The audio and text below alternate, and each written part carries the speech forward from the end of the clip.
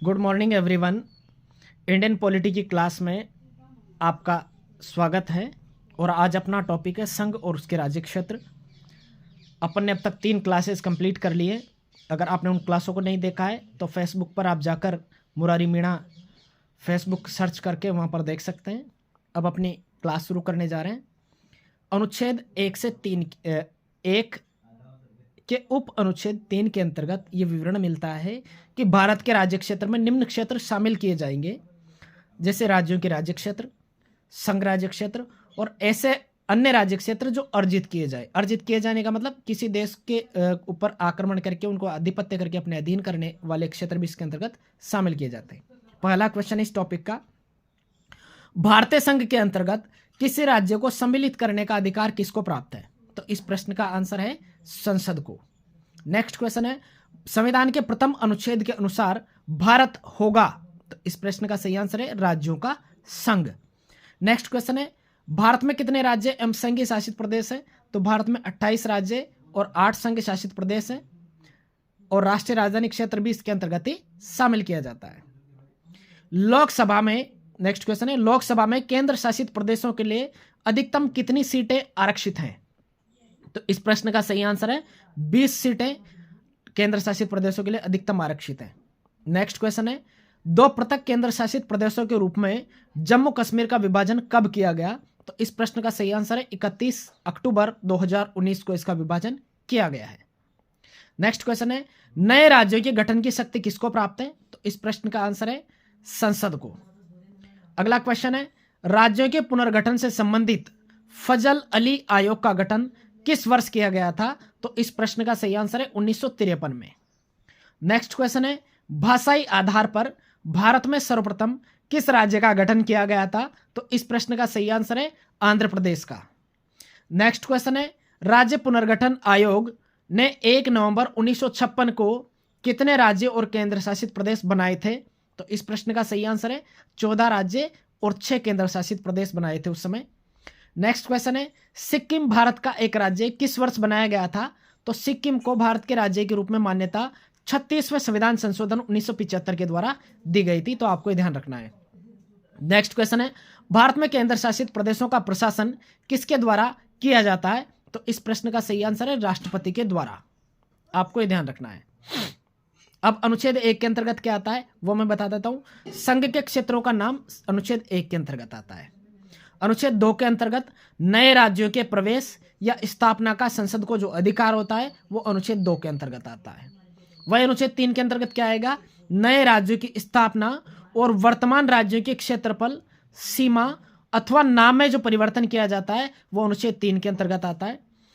अनुच्छेद 4 के अंतर्गत आते हैं जो अनुच्छेद 2 और 3 के अंतर्गत बनाए गए जो कानून हैं जिनके द्वारा पहली और चौथी अनुसूची एवं पूरक, अनुषंगिक और अनुवर्ती मामलों में संशोधन किया जा सके, यह अनुच्छेद 4 के अंतर्गत आता है। अब मैं कुछ विशेष राज्यों का जो दर्जा प्राप्त है, पहले के विशेष राज्य उनके बारे में बता देता हूं। असम को 1969 में विशेष राज्य का दर्जा दिया गया था। हिमाचल प्रदेश को 1971 में दिया गया था। मेघालय को 1972 में दिया गया था। सिक्किम को 1975-76 में दिया गया था। अरुणाचल प्रदेश को 1986-87 में विशेष राज्य का दर्जा दिया गया था। नागालैंड को 1969 में दिया गया था। मणिपुर को 1972 में दिया गया था। त्रिपुरा को 1972 में दिया गया था और मिजोरम को 1986-87 में दिया गया था। पहले के विशेष राज्यों को राज्य का दर्जा दिया गया है। जो पहले विशेष राज्य बने हुए थे अब इनको राज्य के रूप में एस्टैब्लिश किया गया है इन सनों के अंतर्गत। एक और इंपॉर्टेंट चीज आपको ध्यान रखनी है, जूनागढ़ रियासत को तो जनमत संग्रह के आधार पर भारत संघ में शामिल किया गया था। हैदराबाद रियासत को सैन्य कार्रवाई के द्वारा भारत में शामिल किया गया था और जम्मू कश्मीर रियासत के शासक ने पाकिस्तानी सेना और कबायलियों के आक्रमण से सुरक्षा सुनिश्चित करने के लिए भारत के साथ विलय पत्र पर हस्ताक्षर किए थे और उसके आधार पर ही कश्मीर को भारत में सम्मिलित किया गया था। अब और एक और इंपॉर्टेंट चीज है जहां से प्रश्न पूछे जाते हैं, क्षेत्रीय परिषदें। तो भारत में 5 क्षेत्रीय परिषदें हैं, उनके बारे में मैं आपको बता देता हूं। उत्तरी क्षेत्रीय परिषद का मुख्यालय जो है नई दिल्ली में और इसके अंतर्गत जम्मू कश्मीर, लद्दाख, हिमाचल प्रदेश, हरियाणा, पंजाब, दिल्ली, राजस्थान और चंडीगढ़ राज्य शामिल है, राज्य और संघ शासित क्षेत्र। दूसरी है केंद्रीय क्षेत्रीय परिषद, इसका जो मुख्यालय है वो प्रयागराज के अंदर है और इसके अंतर्गत उत्तर प्रदेश, उत्तराखंड, मध्य प्रदेश और छत्तीसगढ़ राज्य शामिल होते हैं। पूर्वी क्षेत्रीय परिषद जो तीसरे नंबर की क्षेत्रीय परिषद है उसका मुख्यालय कोलकाता में है और इसके अंतर्गत बिहार, झारखंड, पश्चिम बंगाल, ओडिशा और सिक्किम राज्य शामिल होते हैं। पश्चिमी क्षेत्रीय परिषद इसका जो मुख्यालय मुंबई में है और इसके अंतर्गत गुजरात, महाराष्ट्र, गोवा, दादरा एवं नगर हवेली, दमन और दीव इसके अंतर्गत शामिल होते हैं।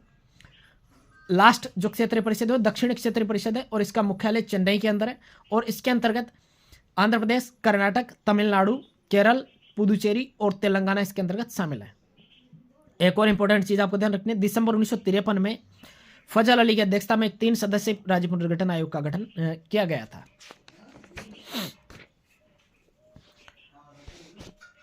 अब कुछ और चीजें जो मैं आपको बता देता हूं, ये नागरिकता से संबंधित है, छोटा सा टॉपिक है, इसको भी साथ के साथ में कर लेते हैं अपन। तो भारतीय नागरिकों को जो नागरिकता प्राप्त करने का अधिकार है वो 5 प्रकार से नागरिकता अर्जित की जा सकती है भारत की। नंबर 1 है जन्म से, दूसरी वंशाधिकार से, नंबर 3 है पंजीकरण से, नंबर 4 है देशीयकरण से और नंबर 5 है भूमि के अर्जन के द्वारा। तो इन 5 तरीकों से भारत की नागरिकता अर्जित की जा सकती है। नेक्स्ट क्वेश्चन है, भारतीय संविधान किस प्रकार की नागरिकता प्रदान करता है? तो इस प्रश्न का सही आंसर है एकल नागरिकता प्रदान की जाती है। संयुक्त राज्य अमेरिका ने दोहरी नागरिकता के सिद्धांत को अपनाया है क्योंकि वहां पर स्टेट की नागरिकता अलग होती है और देश की नागरिकता अलग होती है। नेक्स्ट क्वेश्चन है, नागरिक संशोधन अधिनियम 2019 CAA जो काफी चर्चा में रहता है, में किन देशों के हिंदू, बौद्ध, सिख, जैन, पारसी और ईसाई नागरिकों को भारत की नागरिकता प्रावधान करने का प्राप्त करने का प्रावधान किया गया है? तो इस प्रश्न का आंसर है पाकिस्तान, बांग्लादेश और अफगानिस्तान। यहाँ के जो भी हिंदू, बौद्ध, सिख, जैन, पारसी और ईसाई हैं, अगर वो भारत की नागरिकता अर्जित करना चाहते हैं तो अगर वो निर्धारित शर्तों को पूरा करते हैं तो उनको भारत की नागरिकता दी जा सकती है। नेक्स्ट क्वेश्चन है, भारतीय नागरिक की नागरिकता किस आधार पर समाप्त हो सकती है? तो इस प्रश्न का आंसर है या तो परित्याग कर दे नागरिकता का, या पर्यवसान कर दे, या फिर वंचना के आधार पर उसको वंचित किया जा सकता है। नेक्स्ट क्वेश्चन है, भारत से बाहर लगातार कितने वर्षों तक रहने पर भारतीय नागरिकता समाप्त कर दी जाएगी? तो इस प्रश्न का आंसर है 7 वर्ष तक बाहर रहने पर नागरिकता समाप्त कर दी जाएगी।